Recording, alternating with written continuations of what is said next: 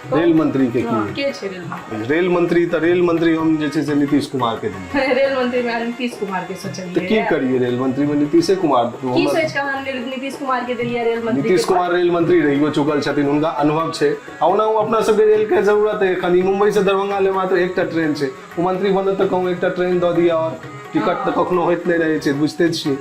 एगो रेल देथिन, दूटा रेल द देता है गरीब रथ है, गरीब रथ के नाम पर बस वही में पूरा मैथिली समाज एकदम खुश भ जेते। जते दिल्ली मुंबई में रह जाय छे, जा हमरा सब के ट्रेन द देला त ओही में एकदम खुश भ गए ताकि सीना द के नीतीश कुमार के जय जय कर।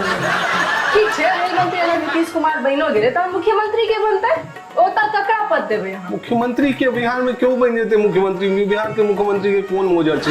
नीरो जे छे से अहाँ बुझै छियै, सब मुख्यमंत्री सब प्रधानमंत्री बना चाहे तो क्यों ककरो बना देथिन ता देर अपन ककरो बना देथिन, अपने रेल मंत्री बनथिन। वाह, मतलब नीतीश कुमार ककरो मुख्यमंत्री बनाकर अपने रेल मंत्री बन देथिन ने। उनका खेल मंत्री के पद दियो, एक नंबर खेल खेलाय छे। तो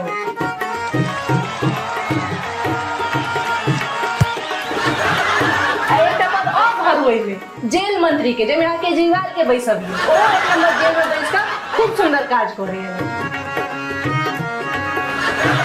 एको रति ये चीज मंत्रिमंडल गठन के सीरियसली नहीं लड़ा लिया। छोड़ू, हटाओ, बंद करो ये मंत्रिमंडल, हटाओ।